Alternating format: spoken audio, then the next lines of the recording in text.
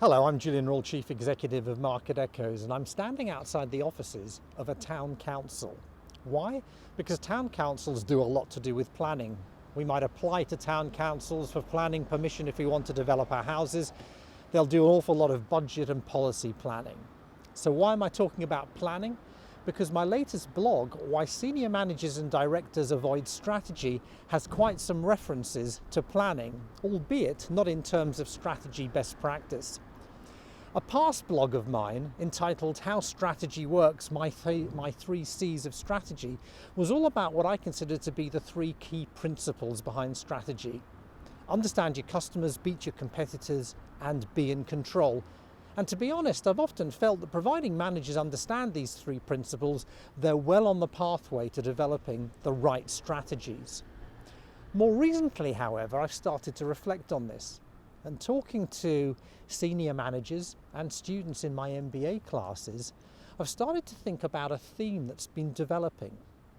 And the theme is this: strategy is either not for us, or if we're involved in strategy, it's done so badly in our organizations that we'd rather avoid it, we'd rather it all goes away. So why do senior managers and directors avoid strategy? Well, here are some reasons. Number 1, strategies, it's all about MBAs, it's all nebulous, it's not for me. Let me get on with the tangibility of running my business. Number 2, I understand strategy, but to be honest, I don't have the time for it. I'm far too busy looking after what's going on today and tomorrow, far too busy worrying about tomorrow's sales forecasts, far too busy putting out the fires and troubleshooting.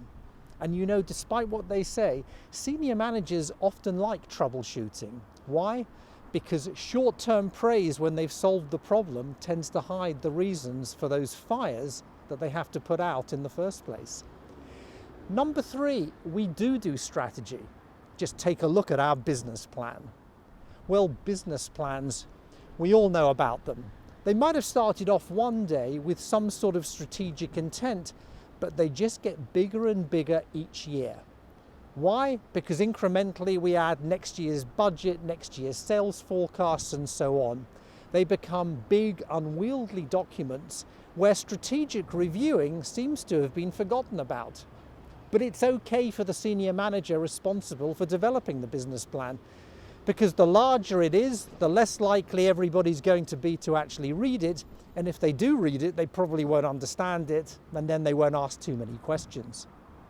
Number 4, beware the strategic planning directorate. I've seen many large organizations where the strategic planning directorate, typically situated on the top floor of the organization, is something to be feared rather than revered, and rarely contributes meaningfully to strategic development. I learnt all about this a few years ago when I asked a strategic planning director to come and talk to one of my MBA classes. She declined, saying she didn't know that much about strategy and certainly didn't feel confident about talking to a group of ambitious young managers. Now, this is ridiculous. How can someone involved in strategic planning not understand strategy? Well, it's quite easy, really. Because the real role of the strategic planning directorate is to make sure that the implementation of some strategic plan or another is done in a particular way, using tick boxes, metrics, KPIs, and everything else. Everyone in the organization is scared stiff of the strategic planning directorate, so does their best to fill in this or fill in that without ever really questioning what was the point of the strategy that this directorate is supposed to be implementing in the first place. And finally, number 5, we tried strategy on our away day, but it just didn't work. Well, we've all been on away days, haven't we? They're often that time in the year when senior managers get together to talk about strategy. We'll hire some huge room somewhere, and then during the morning we'll brainstorm insightfully.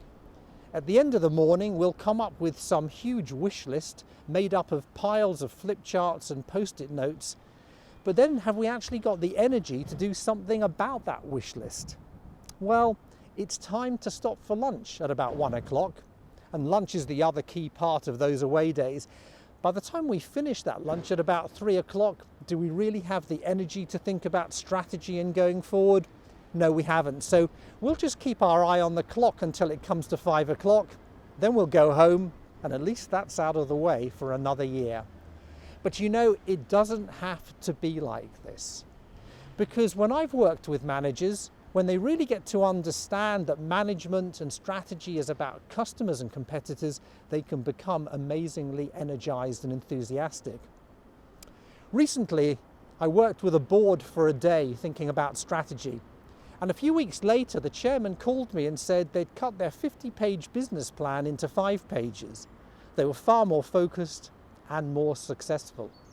And at Market Echoes, what we can do is spend maybe a day or a day and a half with an organization and really get to the heart about what matters going forward in terms of being successful competitively. We're great believers in less is more rather than more is best. And strategy certainly shouldn't be about specific job titles, which are enough to send anybody to sleep, which are enough to put any senior manager off strategy. Now, has anything I've spoken to you about today rung true? Possibly. Is any of this a real insightful light bulb moment? Probably not. And yet year after year, the same things happen. I'd be very interested to understand your views on this, to hear your strategic stories. And of course, if you work for a strategic planning directorate, I'd love you to come back and actually argue a case against what I've said. Whatever, I'd love to hear from you.